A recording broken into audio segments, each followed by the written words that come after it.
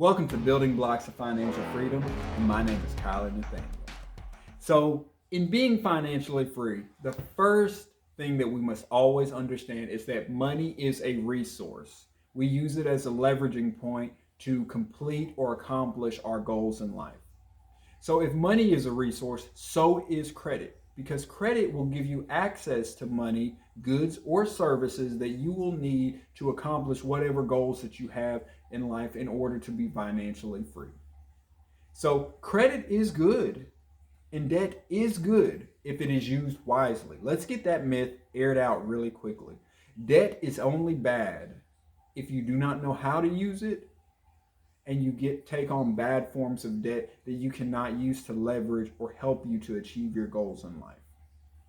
So what this video is going to do is this video is going to show us how we can build our credit if we have none and how we can maintain it for the long run.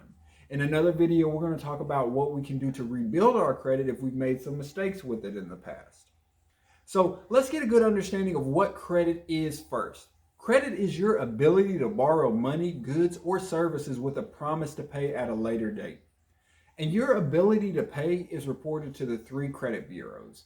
These three credit bureaus are Equifax, Experian, and TransUnion. What they do is they keep track of your lines of credit, your payment history, the hard inquiries, which basically is how many times you go and apply for new lines of credit, and how much debt you have in all. And what they do is they take all of this, they calculate it, and they give you what is called a credit score. Now you might be asking yourself, what is a credit score? A credit score is a three-digit number that ranges from 300 to 850, and it's basically representing your risk or your likelihood to pay your bills on time. Now let's say starting out, you don't know where you stand with your credit report. You're not sure if maybe there was something that you did in the past, maybe you forgot to pay a bill in the past, and you're not sure if it's on your credit report. Well, the good news is in order to find out where you're at and where your starting off point is, you need to go on to annualcreditreport.com and get you a free credit report. You can do this for free every 12 months, and it will tell you if there's anything that is reporting on your credit, any derogatory marks. So this can kind of give you an idea of what direction that you need to go, whether you need to repair your credit or build your credit, whatever the case may be. Now, we were talking about a credit score, and it basically is 300 to 850, and you're probably wondering, how do they figure out where you land between 300 and 850? Pretty big range, right? Well, your credit score is made up of four pieces. So the first piece is going to be 35% of your credit score is your payment history. How well you make your payments. Do you do it on time? Do you make the full payment? Do you make half the payment? All of those things, 35% goes towards your credit score. Next, 30% of your credit score is going to be your credit utilization. How well you utilize your credit. Do you max out cards on a regular basis? Or do you pay off your balances? You don't carry too much debt on your cards. What is that? That's your credit utilization. Then next is going to be 25% is the length of credit history. This is how long you've had all of your different accounts. Do you have 20 accounts that you opened 2 months ago? Or do you have 3 accounts that have been open for 5+ years? It goes a long way. The longer the accounts have been open, the more responsible you appear to a lender. Then last but not least, 10% of your credit score is made up of your credit mix. Do you have multiple different types of credit? Do you have just 15 different credit cards? Or do you have 3 credit cards, a mortgage loan, a car loan, some student loans? It all makes up a credit mix. It keeps it diverse. Now, the great thing is that we have multiple apps out there on the Play Store and on the App Store that will keep track of this credit score. These are things like Credit Karma, Experian, Credit Sesame, Wallet Hub, NerdWallet, and they have a multitude of other ones that you can use. Now, let's talk about my 2 favorites. My 2 favorites are going to be the Experian and the Credit Karma app. Now, the reason why I like Experian is because Experian calculates your score based off of the FICO score.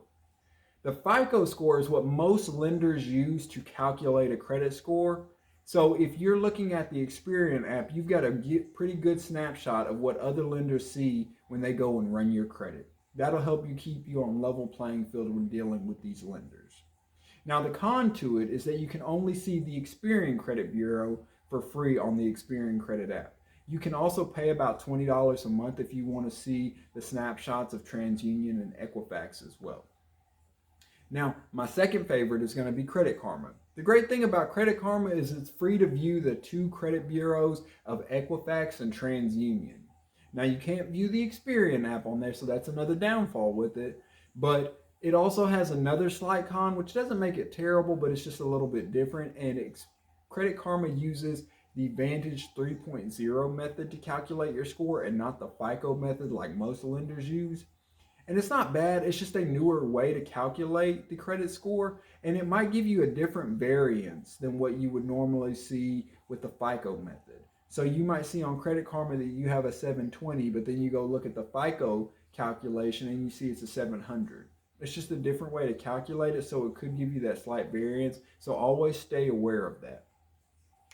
Now that we understand the pieces that go into a credit score and what makes it up, and we also understand the different types of ways that we can keep track of our credit score and the applications that we have out there at our use, let's go ahead and talk about the different lines of credit that we can get starting out. Because there are some lines of credit that are easier to get versus some that are hard to get. Starting out, we don't want to go try and apply for a mortgage or that American Express Platinum card. We want to start small. So some of the starting places that we have, we could get us a store card. This would be a card to JCPenney's, Lowe's, Home Depot, things of that nature, which give you a line of credit to use at their locations to buy things. These come with easy approval odds, but they also typically come with a higher interest rate because they know that they're dealing with people that are just getting started on that credit journey, so you don't have a lot of reputation built with your credit just yet. The next one is an unsecured credit card. These can be a little bit harder to get starting out. Now, if you have a good income, good stable job, it might not be so hard because those are other factors that they're going to look at when you're applying for these cards. But an unsecured credit card is a card that you don't have to put any money down. There's no collateral on it, and they're approving you for a line of credit every month. These come with easier approval odds if you're looking at the starter ones. The starter ones typically have a lower credit limit, like about $500. And they're going to come with a higher interest rate, just like that store card, because they know that they're dealing with newer people to the credit journey as well. Now, let's say that you're in a position where you went to annualcreditreport.com and you don't have the greatest of marks on your credit score. So you might have to start with something that is called a secured credit card. And what a secured credit card is a card that you have to put a deposit down in order to be approved for it. It's similar to having to put a safety deposit down for an apartment. And basically, if you treat this apartment well, you get it back at the end of your lease. That's the same with the secured credit card. The approval goes with having to put a deposit down. And also, like the unsecured and the store card, it's going to come with a higher interest rate as well. As you build your credit reputation by having a better credit score with better payment history and credit utilization and length of credit history, you will start getting approved for those lower interest cards. But starting out, you can expect a ballpark of 20% to 30% interest rates on your cards. Now, also the great thing about Experian and Credit Karma and these other credit apps is they'll give you recommendations based off of your score on cards that you would have good approval odds for. Doesn't mean you'll get them for sure, but it will kind of give you a ballpark of where to start. Now, I want you to also know this. Cards are not the only way that you can start off getting credit in the beginning. You can get furniture. You could get a car from one of those buy here, pay here lots, like CarMart. That's a very good one. That's one of the places I got one of my first cars with because I didn't have very much credit, and it started reporting towards my credit. The furniture route was another thing I did. Those things were reporting to my credit, slowly building my credit up over time, because the great thing with those is they typically don't have to run your credit to approve you, but if you don't make your payments on time, they will definitely report that to your credit bureaus. So you don't want that. Now, we've got our lines of credit, but we don't want to know what to do with it.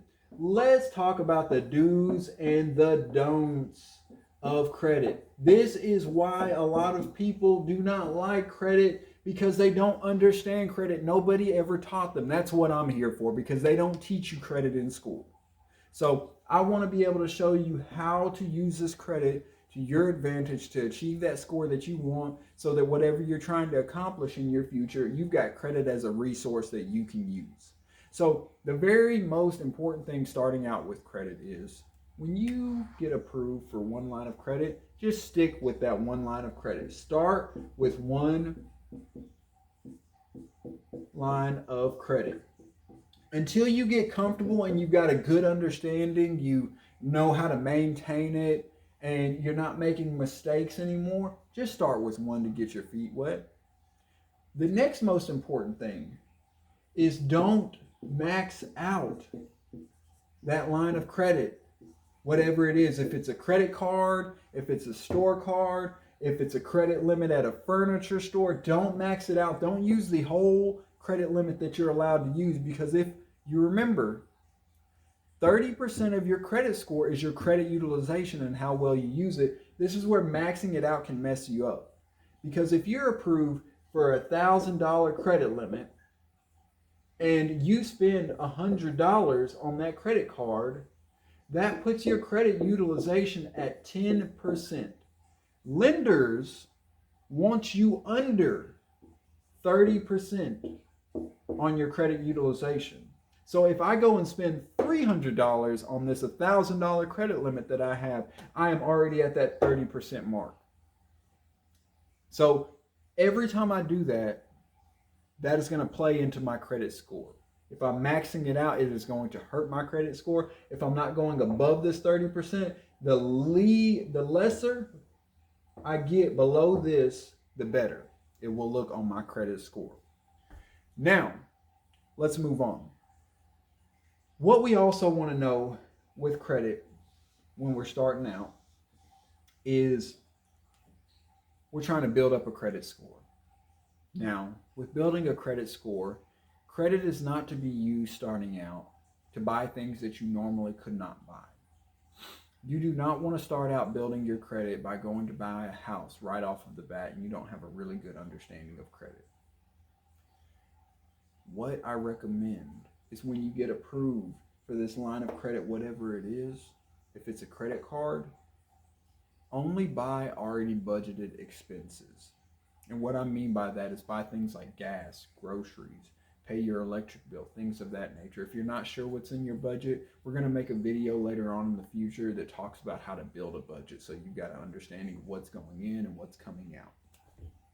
Now, once you have that already budgeted expense that you want to put on your credit card, what you do is you put it on your credit card as you normally would buy it in real life. So if you're putting gas in every week, put your gas in every week as you normally would, but instead use the credit card instead of your debit card or the cash from your bank account.